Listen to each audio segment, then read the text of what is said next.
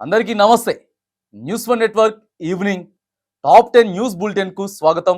ముఖ్యాంశాలు. దేశవ్యాప్తంగా ఘనంగా కృష్ణాష్టమి వేడుకలు. దేశవ్యాప్తంగా శ్రీకృష్ణాష్టమి వేడుకలను హిందువులు ఘనంగా జరుపుకున్నారు. శ్రీకృష్ణ జన్మస్థలమైన మధురతో పాటు ద్వారకకు భక్తులు పోటెత్తారు.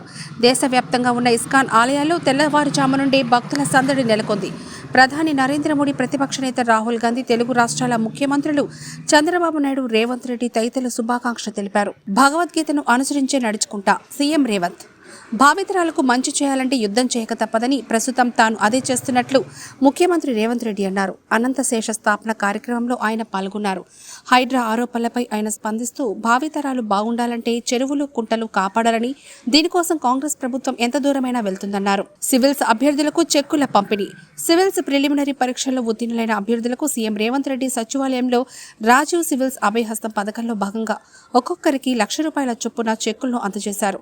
యూపీఎస్సీలో ప్రతిభ కనబరిచి ర్యాంకులు సాధించాలని ఆయన అభ్యర్థులకు సూచించారు. భారీగా డ్రగ్స్ పట్టివేత. రాష్ట్ర రాజధాని హైదరాబాద్ లో మరోసారి డ్రగ్స్ కలకలం రేగింది. బోయినపల్లిలో 8.5 కేజీల ఎఫ్టమిన్ ను పోలీసులు స్వాధీనం చేసుకున్నారు. స్వాధీనం చేసుకున్న డ్రగ్స్ విలువ సుమారు ₹8,50,00,000 వరకు ఉంటుందని పోలీసులు తెలిపారు. డ్రగ్స్ కేసులో ముగ్గురిని అదుపులోకి తీసుకుని విచారిస్తున్నారు. హైడ్రా కార్యాలయాన్ని కూల్చివేయండి. హుస్సేన్ సాగర్ నాలా మీద కట్టిన హైడ్రా కార్యాలయం ఉన్న బుద్ధ భవన్ ను కూల్చేయాలంటూ భారత రాష్ట్ర సమితి నేతలు డిమాండ్ చేశారు.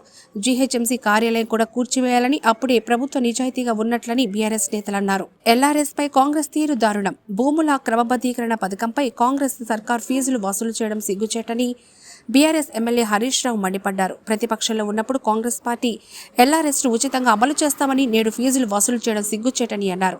దీనిపై ప్రభుత్వానికి ఆయన బహిరంగ లేఖ రాశారు. రాయదుర్గంలో హైడ్రా కూల్చివేతలు. రాయదుర్గంలో అక్రమ నిర్మాణాలను హైడ్రా అధికారులు కూల్చివేశారు. భారీ పోలీస్ బందోబస్తు ఏర్పాటు చేసి నిర్మాణాలను జేసీబీల సహాయంతో కూల్చివేశారు. దీనిపై స్థానికులు ఆగ్రహం వ్యక్తం చేస్తూ అడ్డుకోగా పోలీసులు వారిని నిలువరించారు. ఉద్రిక్తత నడుమ హైడ్రా కూల్చివేతలు కొనసాగాయి. 7 జైలు అధికారులు సస్పెండ్. హజ్ కేసులో అరెస్టైన కన్నడ హీరో దర్శన్కు పరప్పన అగ్రహార జైలులో వీఐపీ సౌకర్యాలు కల్పించడంపై 7 జైలు అధికారులను ప్రభుత్వం సస్పెండ్ చేసింది. కర్ణాటక ముఖ్యమంత్రి సిద్ధరామయ్య ఆదేశాలతో జైలు అధికారులపై వేటు పడింది. జమ్మూ కాశ్మీర్లో వేడెక్కిన రాజకీయం. జమ్మూ కాశ్మీర్లో ఎన్నికల వేడి రాజుకుంటోంది.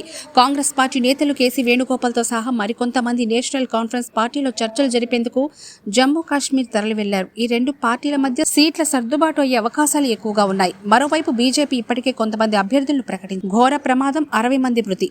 ఆఫ్రికా దేశం సుడాన్లో భారీ వర్షాలకు తూర్పు ప్రాంతంలోని అర్బన్ డ్యాం కూలిపోయింది. ఈ ప్రమాదంలో 60 మంది మృతి చెందగా 100 మంది గల్లంతయ్యారు. డ్యాం అకస్మాత్తుగా కూలిపోవడంతో గ్రామాలతో పాటు ఇళ్లు కూడా పూర్తిగా కొట్టుకుపోయినట్లు అక్కడ అధికారులు ప్రకటించారు. తదుపరి తాజా వార్తల కోసం చూస్తూనే ఉండండి న్యూస్ వన్ నెట్వర్క్.